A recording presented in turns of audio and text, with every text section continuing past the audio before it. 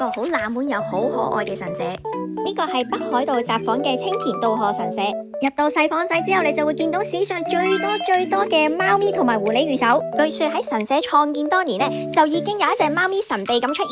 自此一代代嘅黑貓就相繼咁樣守護神社，直到2025年，黑貓已經去到第18代啦。正當我哋出返去諗住去參拜嘅時候，竟然撞到貓咪本尊登場啦！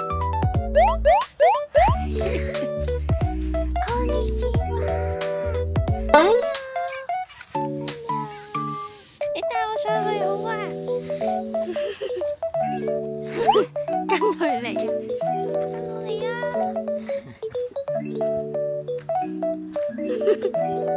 拜拜。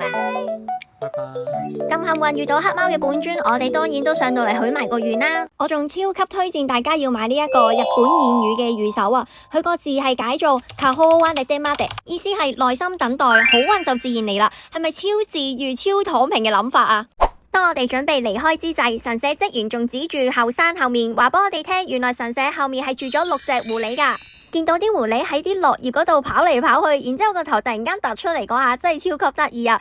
有貓有狐狸，仲有咁可愛嘅御守，呢一個北海道隱藏景點，你仲唔收藏起嚟？想睇更多一啲冷門嘅日本景點嘅話呢，記得 follow 我嘅 IG 啦，下次見，拜。